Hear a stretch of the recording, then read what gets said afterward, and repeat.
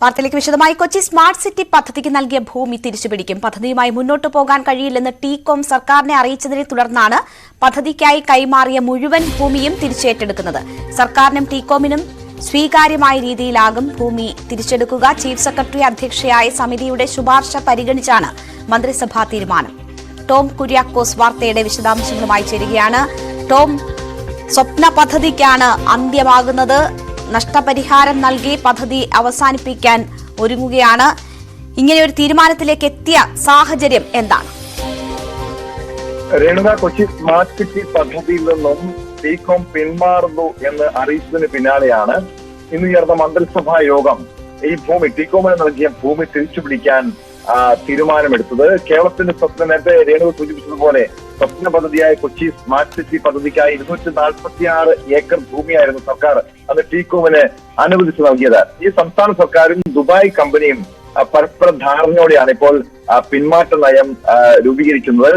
ടി-കോമിന് നൽകേണ്ട നഷ്ടപരിഹാര തുക നിശ്ചയിക്കാൻ സംസ്ഥാന സർക്കാർ ഒരു കമ്മിറ്റിയെ നിയോഗിക്കും. ചീഫ് സെക്രട്ടറി അധ്യക്ഷയായ സമിതിയുടെ ശുപാർശ മന്ത്രിസഭാ യോഗം അംഗീകരിക്കുകയായിരുന്നു. നഷ്ടപരിഹാരം നൽകുന്നത് ഉൾപ്പെടെ നയ തീരുമാനമെടുക്കാൻ ചീഫ് സെക്രട്ടറി അധ്യക്ഷയായ സമിതിക്ക് രൂപം നൽകുമെന്നാണ് മനസ്സിലാക്കാൻ കഴിയുന്ന വിവരം. നഷ്ടപരിഹാര തുക കണക്കാക്കുന്നതിന് സ്വതന്ത്ര ചുമതലയുള്ള ഒരു സമിതിയെ തന്നെ ഇതിനായി നിയോഗിക്കാനും മന്ത്രിസഭാ യോഗം തീരുമാനിച്ചിട്ടുണ്ട്. ഇത് സംബന്ധിച്ച ശുപാർശ സമർപ്പിക്കുന്നതിന് IT മിഷൻ ഡയറക്ടർ ഉൾപ്പെടെയുള്ളവരെ ചുമതലപ്പെടുത്തിയിട്ടുണ്ട്. നേരത്തെ ഈ കേരളത്തിൽ ഏറെ രാഷ്ട്രീയ വിവാദമുണ്ടാക്കിയ പദ്ധതിയാണ് ഇതോടെ, അതായത് സ്മാർട്ട് സിറ്റി പദ്ധതിയാണ് ഇതോടെ ഇല്ലാതാകുന്നത്. 2004-2006 കാലത്തെ ഉമ്മൻചാണ്ടി സർക്കാരിന്റെ കാലത്താണ് സ്മാർട്ട് സിറ്റി എന്ന പദ്ധതി ആദ്യം മുന്നോട്ട് വയ്ക്കുന്നത്. അന്ന് പ്രതിപക്ഷം റിയൽ എസ്റ്റേറ്റ് കച്ചവടം എന്നൊക്കെ പറഞ്ഞ് വലിയ രീതിയിൽ ആരോപണമൊക്കെ ഉന്നയിച്ചു, വലിയ പ്രതിഷേധങ്ങളൊക്കെ അന്ന് വഴിവെച്ചതാണ്. പിന്നീട് 2006-ൽ VS അച്യുതാനന്ദന്റെ സർക്കാർ അധികാരത്തിൽ വന്നപ്പോൾ ഈ സ്മാർട്ട് സിറ്റി പദ്ധതിയുമായി മുന്നോട്ട് പോവുകയും ഏകദേശം 90,000-ഓളം പേർക്ക് തൊഴിലവസരം ഉണ്ടാകുമെന്ന വാഗ്ദാനമൊക്കെ നൽകിയതുമാണ്. എന്നാൽ ഇതുവരെ ഇതുമായി ബന്ധപ്പെട്ട് ഈ സ്മാർട്ട് സിറ്റി പദ്ധതിയുമായി ബന്ധപ്പെട്ട യാതൊരു നടപടികളും മുന്നോട്ട് നീങ്ങിയില്ല എന്ന് മാത്രമല്ല, ഈ പ്രഖ്യാപനങ്ങളൊക്കെ വാക്കാൽ മാത്രം ഒതുങ്ങുന്ന സാഹചര്യമാണ് ഉണ്ടായത്. ഈ പദ്ധതിയിൽ സർക്കാരിന്റെ ഓഹരി പങ്കാളിത്തം 16% മാത്രമായിരുന്നു.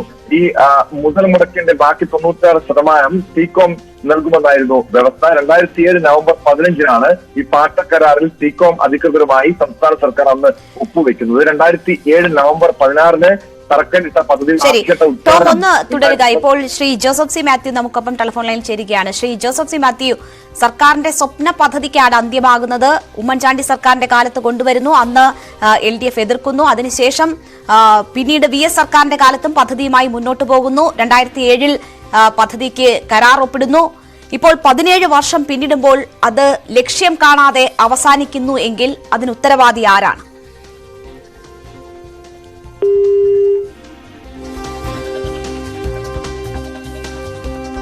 ശരി, അദ്ദേഹത്തിലേക്ക് വരാം. ഫോൺ കട്ടായിരിക്കുകയാണ്. അദ്ദേഹത്തിലേക്ക് ഉടൻ വരാൻ കഴിയുമെന്ന് പ്രതീക്ഷിക്കുന്നു. ടോം തുടരുകയാണ്. ടോം, ഇതിപ്പോൾ സർക്കാർ സ്വപ്ന പദ്ധതിയായി ആവിഷ്കരിക്കുന്നു.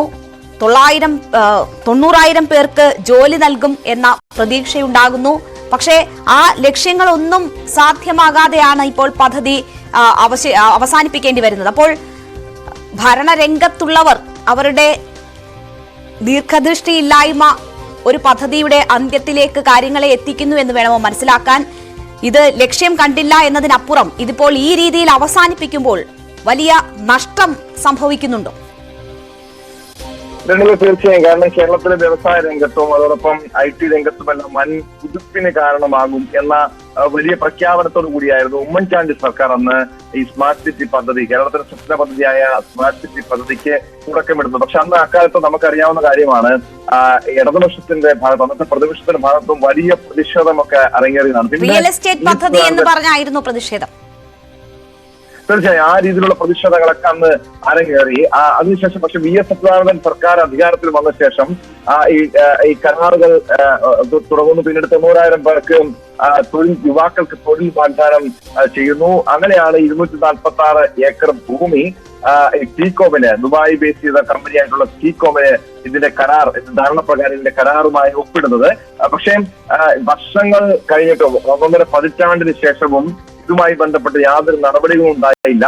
അതിനുശേഷമാണ് ഇപ്പോൾ ടീകോമിൽ നിന്നും ഈ കരാറിൽ നിന്നും ടീകോം പിന്മാറുന്നതായി അറിയിക്കുന്നത്. ഈ പദ്ധതിയിൽ നിന്നും പിന്മാറാനുള്ള ടീകോമിന്റെ ആവശ്യപ്രകാരം ആണ് ഈ സംസ്ഥാന സർക്കാർ ടീകോമിന് നൽകിയ ഭൂമി തിരിച്ചുപിടിക്കാനുള്ള തീരുമാനവും എടുത്തത്.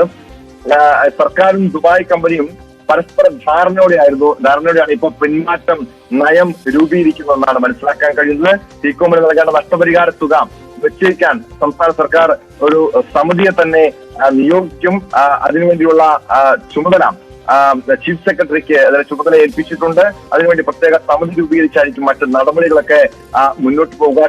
ടീകോമിന് നഷ്ടപരിഹാരം നൽകുന്നത് ഉൾപ്പെടെയുള്ള നയ തീരുമാനമെടുക്കാൻ ചീഫ് സെക്രട്ടറി അധ്യക്ഷയായിട്ടുള്ള ഒരു സമിതിയെ നിലവിൽ രൂപീകരിച്ചിട്ടുണ്ട്. നഷ്ടപരിഹാര തുക കണക്കാക്കുന്നതിന് സ്വന്തം ഇവാലുവേറ്ററിനെ നിയോഗിക്കുന്നുണ്ട്. ഇത് സംബന്ധിച്ച ശുപാർശ സമർപ്പിക്കുന്നതിന് IT mission director, info park CEO ഉൾപ്പെടെയുള്ളവരെ എന്നിവരടങ്ങുന്ന ഒരു കമ്മിറ്റിയാണ് ചുമതലപ്പെടുത്തിയിരിക്കുന്നത്. എന്നാൽ നേരത്തെ രേണുക സൂചിപ്പിച്ചതുപോലെ ഈ ഒരു വലിയ കേരളത്തിന്റെ വലിയ സ്വപ്ന പദ്ധതിയെന്നും നിരവധി ചെറുപ്പക്കാർ യുവാക്കൾക്ക് തൊഴിൽ നൽകുമെന്നുമെല്ലാം പ്രഖ്യാപിച്ചുകൊണ്ടുള്ള ഈ പദ്ധതി ഇപ്പോൾ അവസാനിക്കുമ്പോൾ, അല്ലെങ്കിൽ അത് വെറും കടലാസിൽ മാത്രം ഒതുങ്ങുമ്പോൾ അതിന് ആരാണ് ഉത്തരവാദി എന്ന ചോദ്യം വീണ്ടും ബാക്കിയാകുന്നു. കാരണം ഇതിന് അതൊരു രാഷ്ട്രീയ വിവാദമായി മാറാനുള്ള സാഹചര്യമുണ്ടോ ടോം കുര്യാക്കോസ്? കാരണം ഇതാര് ആവിഷ്കരിച്ച പദ്ധതി ആണ് എന്ന് ചോദിക്കുമ്പോൾ അത് ഉമ്മൻചാണ്ടി സർക്കാരിന്റെ കാലത്താണ്, പിന്നിൽ UDF ആണ്, പിന്നീട് അത് നടപ്പാക്കുന്നത് LDF സർക്കാരിന്റെ കാലത്താണ്. അതുകൊണ്ട് തന്നെ അങ്ങോട്ടും ഇങ്ങോട്ടും ചെളിവാരി എറിയാൻ മാത്രമേ അത് ഉപകരിക്കൂ. അതുകൊണ്ട് തന്നെ രാഷ്ട്രീയ പാർട്ടികൾ വലിയ രീതിയിൽ വിവാദമാക്കാതെ ഇത് അവസാനിപ്പിക്കാനാണോ സാധ്യതയുള്ളത്? തീർച്ചയായും രേണുക, കാരണം വലിയ രീതിയിൽ കൊട്ടിഘോഷിച്ചു കൊണ്ടുവന്ന ഒരു വൻകിട പദ്ധതി കൂടിയാണ് ഈ അകാലത്തിൽ പൊലിയുന്നത്. കേരളത്തിലേറെ രാഷ്ട്രീയ വിവാദത്തിനൊക്കെ കാരണമായ കൊച്ചി സ്മാർട്ട് സിറ്റി പദ്ധതി ഈ രീതിയിൽ അവസാനിക്കുമ്പോൾ അത് കേരളത്തിലെ യുവാക്കളുടെ ഒക്കെ തൊഴിൽ സാധ്യതകൾക്ക് മങ്ങലേൽക്കുന്നു. മാത്രമല്ല ഇവിടെ പ്രത്യേകിച്ച് ഒരു വ്യവസായ സൗഹൃദ സംസ്ഥാനം എന്നൊക്കെ സംസ്ഥാന സർക്കാർ അവകാശവാദം ഉന്നയിക്കുമ്പോൾ ഒരു വൻകിട പദ്ധതി ഇല്ലാതാകുന്നതിന് സംസ്ഥാന സർക്കാർ തന്നെ ഉത്തരവാദിത്വം പറയേണ്ടി ഉത്തരവാദികളാകുന്നു എന്നായിരിക്കും പ്രതിപക്ഷം ഇനി ആരോപണം ഉന്നയിക്കുക. വലിയ രീതിയിൽ സർക്കാരിന് മേലത് ആക്ഷേപം ഏൽക്കാനുള്ള സാധ്യതയുണ്ട്. സംസ്ഥാന സർക്കാരിന് മറുപടി പറയേണ്ട ഒരു സാഹചര്യങ്ങൾ ഉണ്ടാകുന്നുണ്ട്.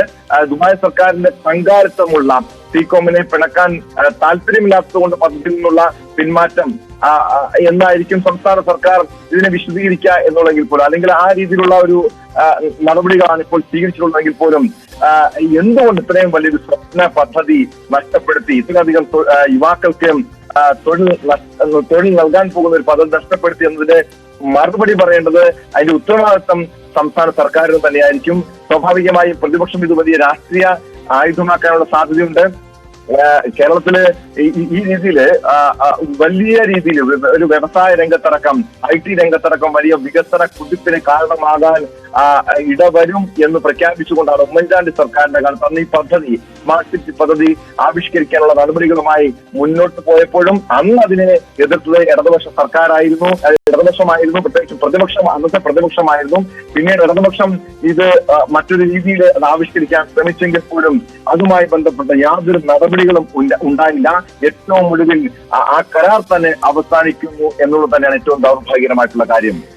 ഇപ്പോൾ ഈ പദ്ധതി അവസാനിപ്പിക്കുന്ന കാലം തൊഴിൽ സംബന്ധിച്ച് വലിയ ബുദ്ധിമുട്ടുകൾ യുവാക്കൾക്കിടയിൽ നിലനിൽക്കുന്ന ഒരു കാലം കൂടിയാണ്. അത് കേരളത്തിൽ മാത്രമല്ല, രാജ്യത്താകെയും ആ ഒരു പ്രതിസന്ധി നിലനിൽക്കുന്നുണ്ട്. മാത്രവുമല്ല, നമ്മുടെ യുവാക്കൾ തൊഴിൽ അന്വേഷിച്ച് പുറത്തേക്കൊക്കെ ആ രീതിയിലുള്ള ഡ്രെയിൻ ഉൾപ്പെടെ നടക്കുന്നു. ആ ഒരു ഘട്ടത്തിൽ കൂടിയാണ് നമ്മൾ വർഷങ്ങൾക്ക് മുൻപ് ഏതാണ്ട് 2 പതിറ്റാണ്ടോളമായി ആവിഷ്കരിച്ച് നടപ്പാക്കിയ ഒരു പാതി വഴിയിലെത്തിയ ഒരു പദ്ധതി ഉപേക്ഷിക്കേണ്ടി വരുന്ന സാഹചര്യം. ടോം,